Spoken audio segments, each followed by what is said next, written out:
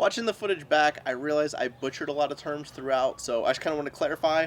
The shoes that I'm testing for this video, which were wild results, so make sure you watch through it because I couldn't believe how they performed. These are the shoes that are my go-to currently, that I wear all the time. These are Adidas ZG23s.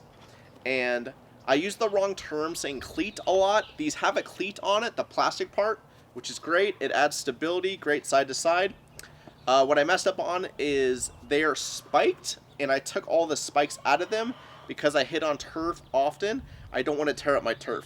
But I've never had an issue with the traction of these without the spikes in them. And then the ones they were going against were the Footjoy SLX carbons. These are the ones I just got. They have the carbon there. Again, I think I said cleat a bunch of times in this video. They're spikeless is what I meant to say. They're spikeless. I think they also kind of have a cleat. It's where the carbon is there. It makes it really stiff on the bottom. But yes, so both of these are spikeless now. Like the one had the spikes removed, the other one did not. But I butchered that term a lot throughout. Anyways, watch the video. Kind of crazy results on the head-to-head testing. I really did not know that a shoe could make this big of a difference. We're going to do a head-to-head. 18 shots, we'll probably put the best 3 ball speed against each other. All they really care about is ball speed. I put distance up there because it's fun to see. So a few things to think about. I live at 35-20 elevation. I'm using a long drive head, so the smash factor will not be good. And also, it's like any other simulator out there, you'll get some wonky readings on the club head speed every now and again. If I swing at 140, I didn't actually swing at 140, it's just a misread. All right, so here we go. We're gonna crank out 18 with the AG23s, which is the shoe I've been using, and then we'll compare to the Footjoys. Typically, I did just do gym work 2 days ago, so maybe it'll be a little lower today, but typically by the end of the session, I can hit like my high 170s wearing these. So we'll see if I'm anywhere near that today, and then we'll have a direct comparison to the Footjoy, regardless of where I'm at today.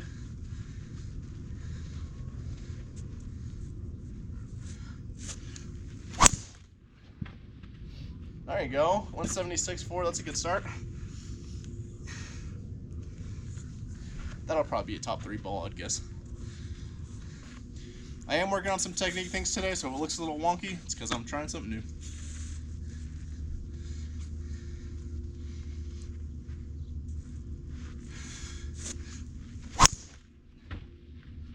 .74.3 is pretty good.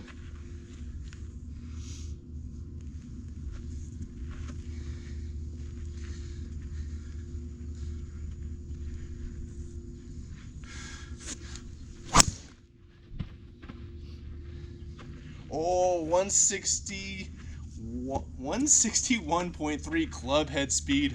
It's almost a world record, or it misread. One of the two. All right, 175.6. So far, hitting it pretty well.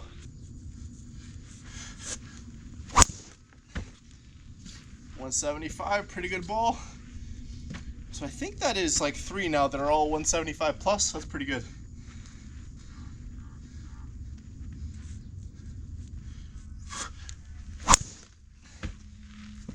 Another 175.5. All right, that was 18 with the Adidas. Now we are moving to the Footjoy SLX Carbon. A little PSA right now. These are last year's models, so you can buy them for about $100. I think they're $240 shoe right now. So, anyways, it's their top of the line non-cleated shoe. So I'm hoping because it was designed non-cleated that I'll get a little more traction, and because it's the top of the line shoe with the carbon plate, it should be the stiffest shoe possible. So give it a crack and see if it actually gives me some better numbers. First impressions of the SLX Carbon Pro is they seem very wide on the bottom. Like the base looks significantly wider than my other shoe. Lace up super easy, feel decent. So let's start swinging and see how the traction feels, and if we can't beat today's best, which was, I don't know, I'll show the number up, but I think it was like 176 or something. So yeah, I mean, if we can beat that, that's great. Those of you that have never messed with or invested in your footwear easily could add more distance than your driver. So it's not near as expensive, and it's an easy way to upgrade. Like I said, These are the best shoes on the market for spikeless, and they're $100 right now. So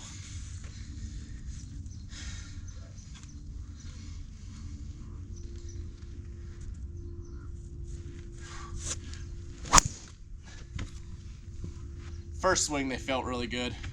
I mean, as you see, 152 club head speed, so I just gained 30 miles an hour. Just kidding, but first swing, very good.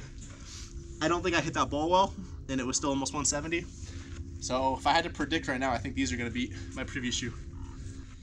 I just feel a touch more stable. I don't know if it's the additional traction or the fact that they're wider or both, but they feel very stable right now.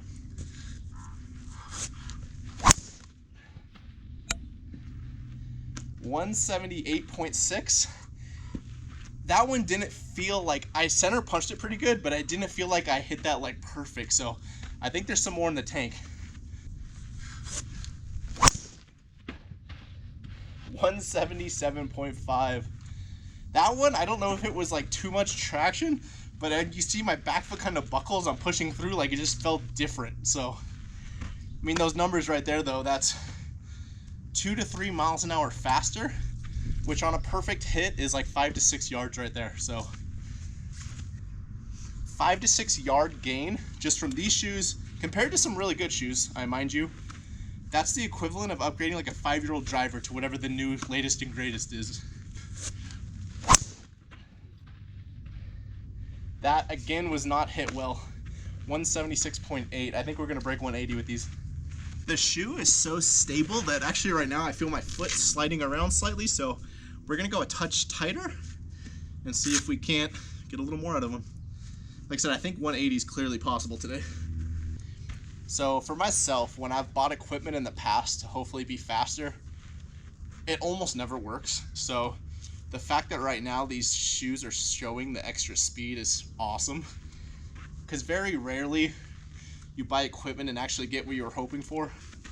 So this head is an Aerojet long drive head.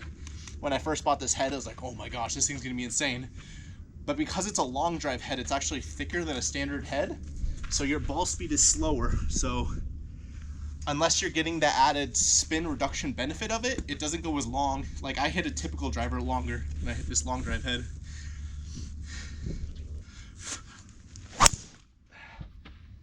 Whoa, 179.8. I still think there's more there. That one didn't feel perfect.